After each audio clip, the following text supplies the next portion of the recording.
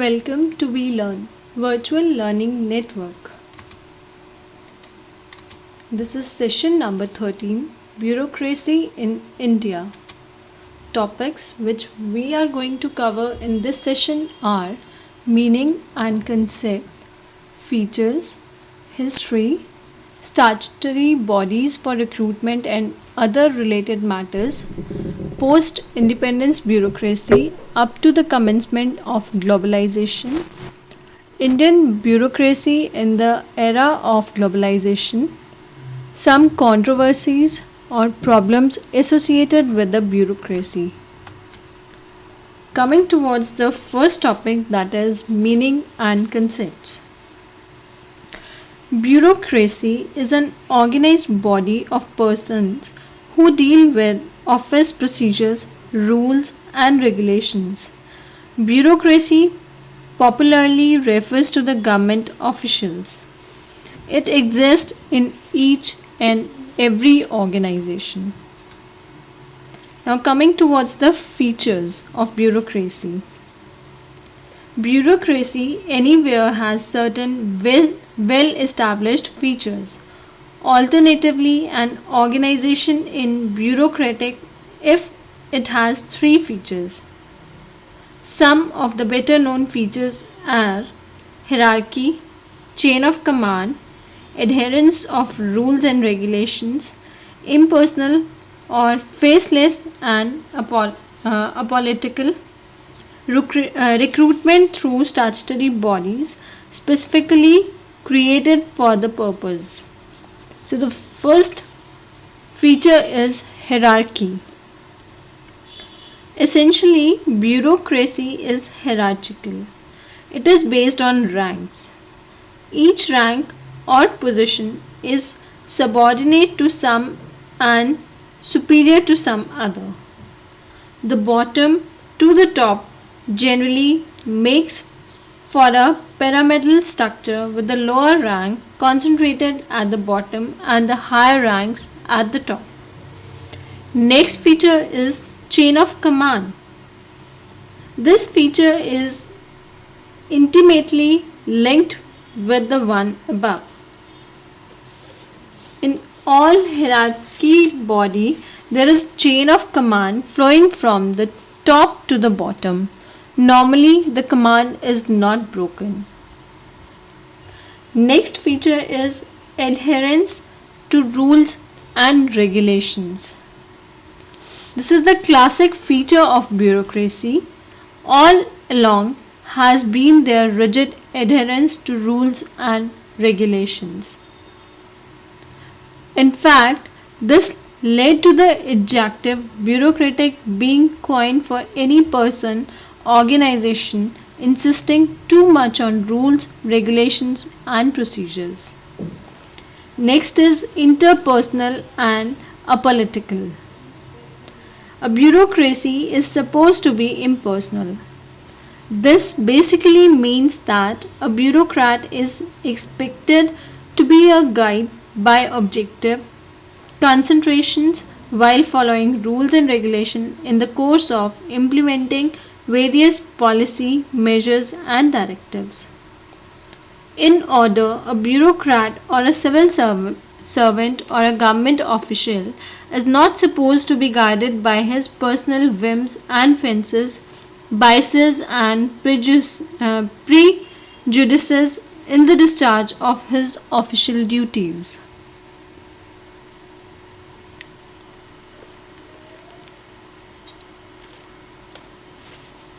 As regards the faceless aspects, we perhaps are aware of that fact that any civilian bureaucracy is subordinate to the political executive. Bureaucracy strictly is also supposed to be apolitical. This basically implies that a bureaucrat is not have a political agenda of his own, but rather faithfully implement the policies of government of the day. It also has another and possible more important meaning, and that is a civil servant loyalty and commitment should be to the constitution of the land and not to any political party, politician, etc. Next topic is history. Bureaucracy in some form or the other has existed from times immemorial. In ancient India, when monarchy was the prominent from the government, the various categories of countries constituted the bureaucracy. The Indian Civil Services, that is ICS, was the accumulation of steps initiated by him. This service, as well as branches of colonial bureaucracy to start with, had Indians only in the lower echelons. The colonial bureaucracy in India largely formed what are called maintenance functions, was maintaining law and order, collection of taxes and revenues, etc. The concept of developmental administration was not much heard of then. The colonial bureaucracy was time and again employed by the British to crush the freedom movement. Next topic is India's independence and the bureaucracy. There was also the prickly and thorny issues of the fate of Indian officers in the erstwhile ICS. These matters were resolved the following way. Despite the criticism of the ICS, the post-independent leadership decided to let those Indian officers continue in civilian bureaucracy constituted after August 15, 1947, who still had service year left. Next are the statutory bodies for recruitment and other related matters. These are number 1, the Union Public Service Commission, that is UPSC. UPSC is used, its popular abbreviation form is an autonomous body created by the Constitution to recruit personnel for the various central government services. Thus, it conducts not only the annual civil service examination but also other central government services such as Indian Forest Service, the Indian Economic Service and the Indian Engineering Service. The UPSC conduct the recruitment not only for the civilian bureaucracy but also of the defense service of the country. It conducts the examination for the NDA and the IMA, that is the National Defense Academy and the Indian Military Academy respectively. The UPSC has been conducted the various examinations since 1947. And the next is special provision for deprived section. It is very important with respect or with regard to the recruitment to bureaucratic positions in India. There is provision for reservation of a certain percentage of post for deprived sections of society. Thus, from the onset of independence, 22.5% of posts have been reserved for the scheduled caste and scheduled tribes. In addition, since the implementation of the Mandal Commission recommendations, an additional 27% of posts have been reserved for the other backward classes. Next is the controversy over the policy of reservation.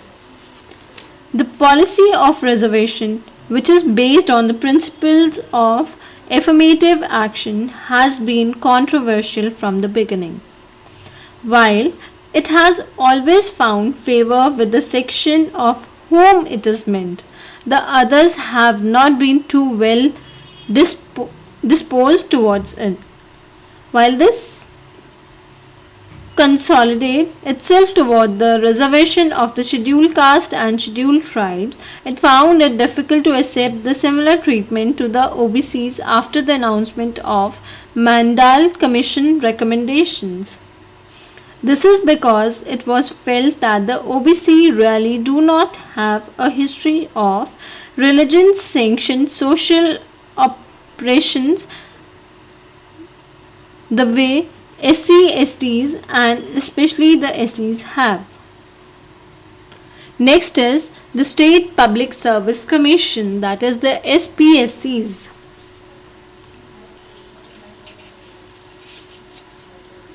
As its nomenclature indicates, a State Public Service Commission is responsible for the recruitment to government service at the state level. In terms of organization and functioning, State Public Service Commission corresponds to the UPSC at the central level. However, in terms of credibility, a wide gulf exists between the State Public Service Commission and the UPSC. In recent time, a lot of SPSC have come under a cloud of their partisan based and politicized functioning. It certainly is a fact that the number of state service public commissions are generally political appointees and therefore susceptible to extraneous pressure. Coming towards the next topic, that is the post-independence bureaucracy up to the commencement of globalization. Bureaucracy after independence set about implementing the agenda of its political masters. The Congress Party was broadly committed to democratic socialism, secularism and non-alignment. Since the country was a fresh, newly independent nation, free after centuries of colonial rule, initially there was a lot of enthusiasm among the political leadership as well as the bureaucracy regarding national building. 1967 State Assembly election, a watershed. The year 1967, to be precise, marked a watershed in Indian politics and administration. This was the year in which the Congress Party hegemonic hold over India's politics was broken. It was recognized by the political class as well as the common citizenry that all the powerful Congress Party, which had spread in India fight against colonial rule, could be defeated. Next is churning within the Congress Party. To reclaim her position as well as that of her party, she then undertook a series of steps that were overwhelmingly changed India's political landscape as well as the world of civil bureaucracy. This was all done by Mrs. Indira Gandhi. The party's official nominee in the presidential election, N. Sanjeeva Reddy, was defeated after Mrs. Gandhi herself put her weight behind the VV Giri.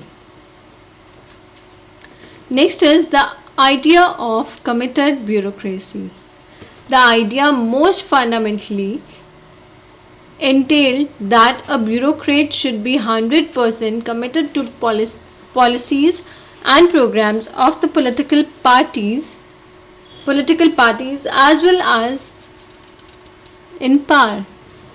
A bureaucrat was not to be guided by any other consideration. Plum positioning were offered to those who did the bidding in their political bosses, while those who insisted on following an independent line based on professional opinion were punished. Next is the idea of a committed bureaucracy, a system of reward and punishment got institutionalized in due courses of time, with civil servants being rewarded and punished on the basis of their loyalty and commitment to politicians and parties and not on the basis of their professional performance. Next is bureaucrat, politician, businessman nexus. The parallel through not always development was the addition of the businessman of the unholy combine of the politician and the civil servant. In the democratic socialist of the Nehruvian socialist, to be more correct, framework of development that India followed after independence, government permission or license was required for every small and big things necessary for setting up a business. The ineffective and inefficient mixed economy brought about by the license permit quota Raj coupled with the politicianization of the bureaucracy remained the context of Indian civilian bureaucracy till the onset of globalization. Next is Indian bureaucracy in the era of globalization. The era of globalization worldwide commenced about 1.5 decade back, sometimes around the mid of late 1980s. The liberalization of the economy is meant freeing a national economy from governmental control and letting it run as per the market forces. In India, it was increasingly felt that the democratic socialist model of development had failed to deliver the goods. Once liberalization of the economy was accepted, changes in the bureaucracy were inevitable. In India, in the last more than 10 years, there has been a slacking of governmental rules and regulation, which certainly has been a welcome development. Next is attitude of the bureaucracy. When liberalization first commenced, a lot of bureaucrats were openly hostile to it as they obviously felt that in a regime of slackening governmental control, the quantum of power wielded by them as well as their importance would come down. The redeeming feature in that over the years, some bureaucrats have seen the writing on the wall and become facilitators rather than obstructors of development. The next topic is bureaucracy, some issues or controversies associated with the bureaucracy. So the very first is ministers versus civil servant. The interrelationship between political and the permanent executives in India has been complex to say to a great extent. This is because of the inherent nature of the relationship between the ministers and the civil servants. In any form of the government, and more so in a democracy such as India's, the civil servants are subordinate to the ministers. However, this is not always a case. Where the minister is ignorant and incompetent, the officers under him have a field day doing exactly as they please with the minister, unable to do a thing. On the other hand, when the minister is powerful, the officers are generally too willing to do the minister's bidding, often in contravention of all rules and regulations. Next is generalist versus specialist. The genesis of the problem can be tracked back to the days of the Lord Cornwallis, who is credited with laying the foundation of civil servants in India. The Britishers need English knowing Indians and general awareness to man the lower ranks of bureaucracy. No specialist knowledge was required. This set the precedent for Indian from the pure stream of arts and humanities and later on science and commerce, making it to the civil servant.